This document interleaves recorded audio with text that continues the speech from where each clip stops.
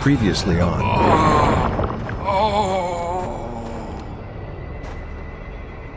He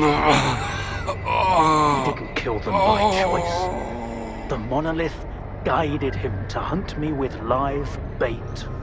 And I won't let you finish him. Enough deaths. I've marked a former Monolithian hospital on your PDA. If they've tapped into the old stashes, you might find a regenerator there. Along with the Monolithians themselves, of course. I'd ask you to spare the wounded and keep them alive. But it's your call, Stalker.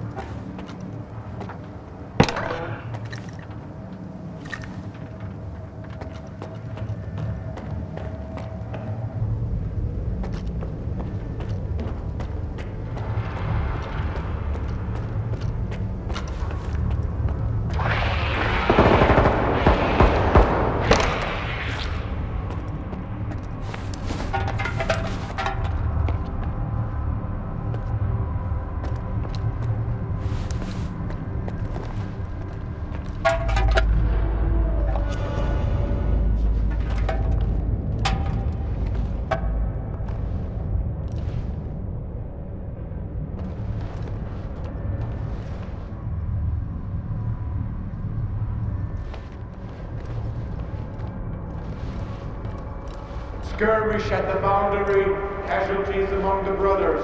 The wounded will be delivered in time. Copy that.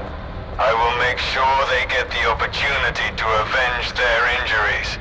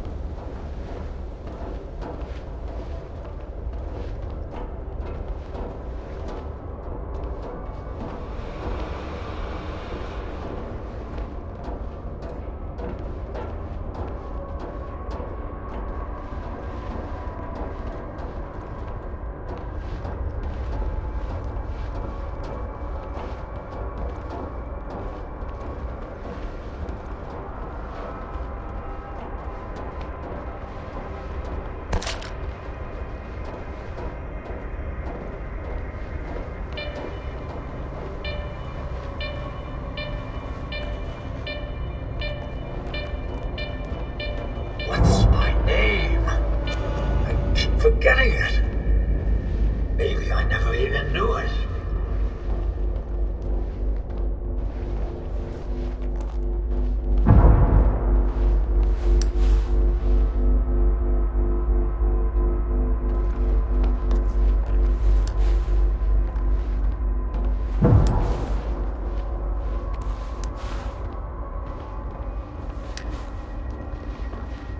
Monolith, help our brethren in their recovery. Your enemies are many, and every brother is invaluable.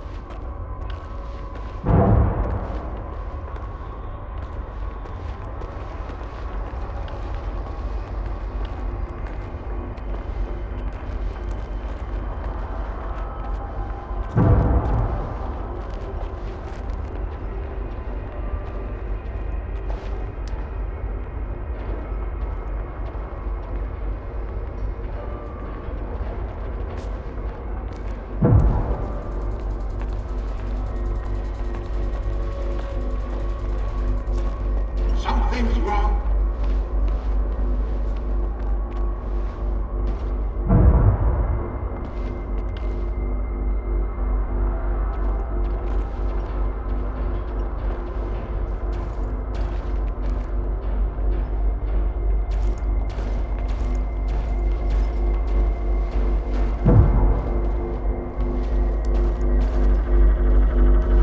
Let your light shine down on the soul.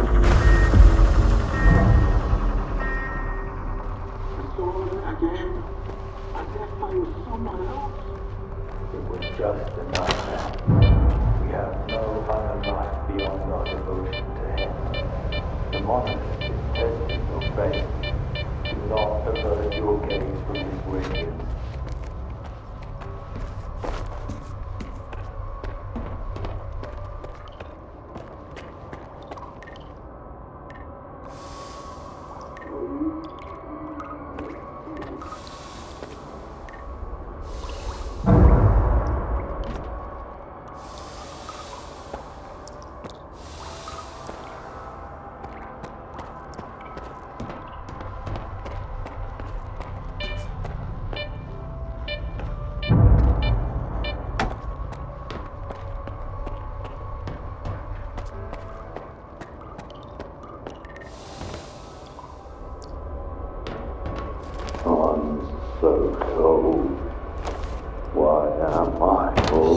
so cold.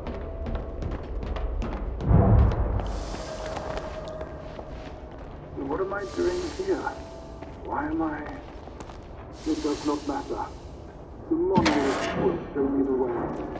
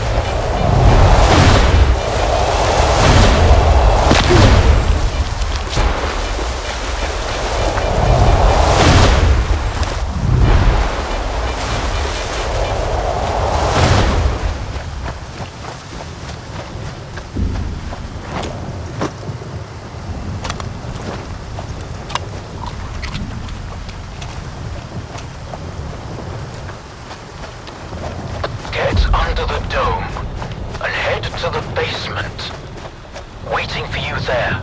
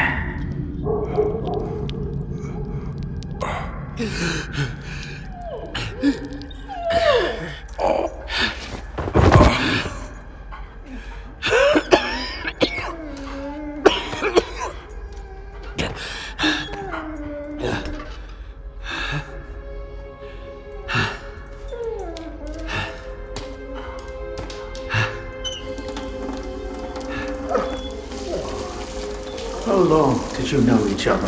Not long. I met him on Wild Island, back when he was still human. He was someone who had everything taken away from him. His past, his ability to fight back, even his name. We go to great lengths to cover up our mistakes. What do you mean, Doctor? After years of work, a group of scientists managed to tap into the noosphere, the Earth's informational field, an achievement comparable at best to the conquest of space. It was a turning point not just for science, but for the fates of the human race. However, as with all people, each of my colleagues was truly interested in only one person: himself. They began to dream of worldwide fame, of laurels crowning their bald, shiny heads. Naturally, the truth couldn't come out about secret laboratories, brutal experiments, and other such dubious undertakings. It was out of the question. And so, they all got carried away with their dream of a perfect world. You know how the saying goes, great minds think alike, though fools seldom differ. And lo and behold, what do we have decades later? the zone. In our image, after our likeness. You were there, right? For the Sea Consciousness Project? I was once as deluded as they were. But my doubts soon outweighed their confidence. And so when the experiment took place, one of the pods was left empty. The eighth one, or rather, the first, Dr. Kaimanov's pod. My pod. And so you've solved yet another mystery of the zone, Stalker. Perhaps the most unsettling one.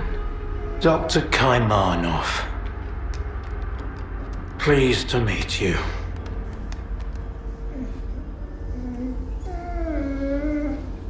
There was an eighth pod.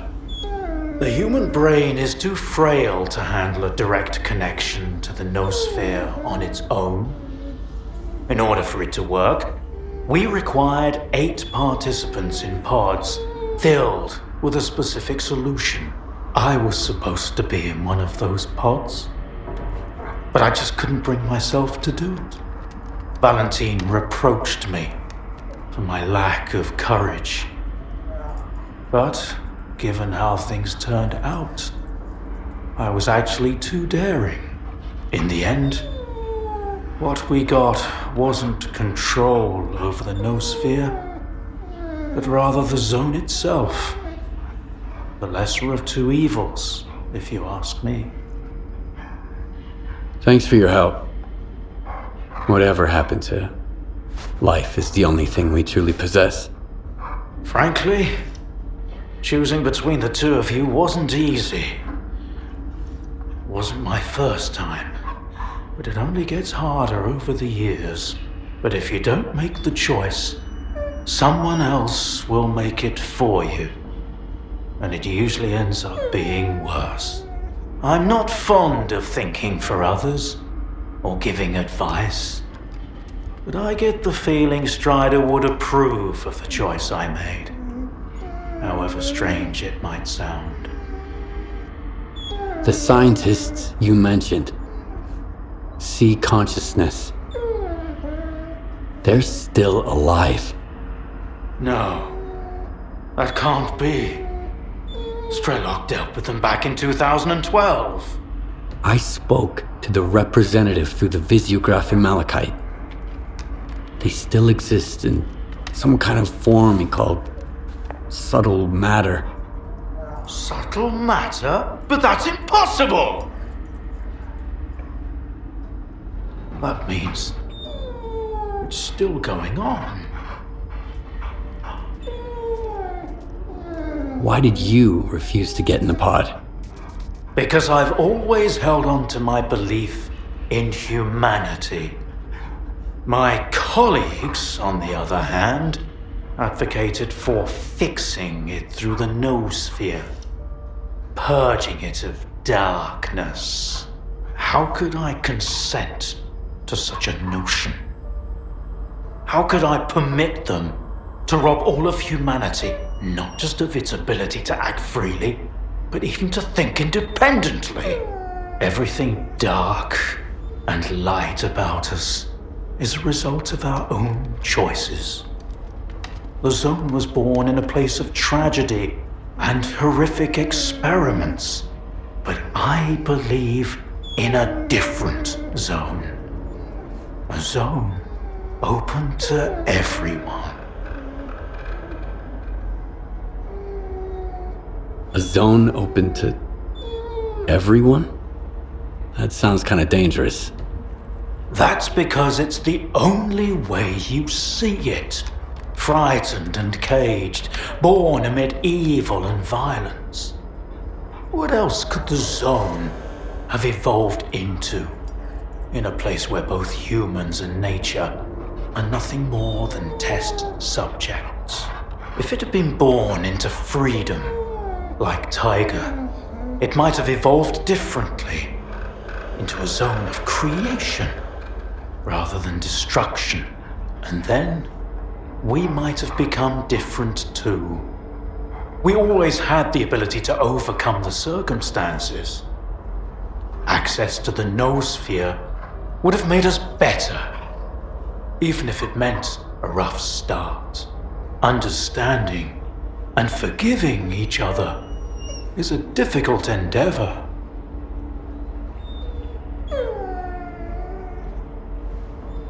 So, you were the one who created the zone? Me? No, certainly not. The zone created itself. I merely facilitated its immersions. Although my colleagues and I had different expectations for the outcome of our experiment. You see these blind dogs? I've been trying to tame them for years, but they were born in a lab where they've known nothing but pain and fear. But Tiger here found me on his own. He just came out of the woods one day and tried to steal a sausage. He was born free and had the freedom to make his own choices, you see. The zone is our collective offspring, but all we've imparted to it is suffering and sorrow. It doesn't know any other way. Maybe we're the same. What do you know about subtle matter? It was a theory developed by Valentine Darlin, the leader of sea consciousness. Apparently, he's now become the image of the representative. Back in the day, he ridiculed my calculations regarding the existence of the noosphere, while I firmly believed that subtle matter was unscientific. In the end, I turned out to be right. But if he was also close to the truth, that changes everything. According to his theory, subtle matter can preserve a reflection of a person's mind, their personality. If you're implying the representative is real, that means they actually succeeded. Before me, Strelok was the only one who'd spoken to the representative. That was back in 2012, before Sea Consciousness died. Strelok managed to reach the center of the zone and return unscathed. Then Strelok probably knows more about subtle matter than I do, along with the sea technologies that Sea Consciousness has mastered during their 6 years of frenetic activity. Chances are, he's still researching it to this day.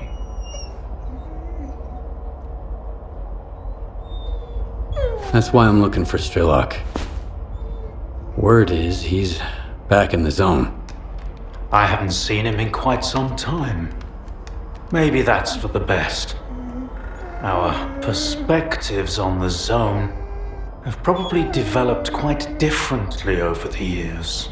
If your information is correct, I doubt he's ventured too far from the cordon.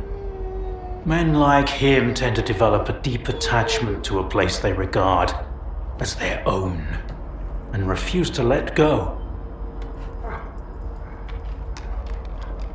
I want to find out if subtle matter is real. Things like this shouldn't be left to blind faith. The scientific method isn't just about the experiment. It's about being able to replicate it. And I happen to know how to test a few of my hunches. If only Valentine could see me now. Well, perhaps he can. We tried to connect to the noosphere as an experiment in the Orbita underground lab. Back then, I saw nothing like the afterlife. But now, with the zone, I think the truth is worth taking a risk. But first, you need to get the cartridge from the signature station in a different lab, X3, near the cordon. It's been 20 years, so the entrances I knew of are long destroyed, but stalkers always find a way. Talk to Sidorovich, he's in charge of the cordon, and could have heard some stories about X3. I'll send you the code to the cartridge slot. Take it and head to Orbita. Good luck.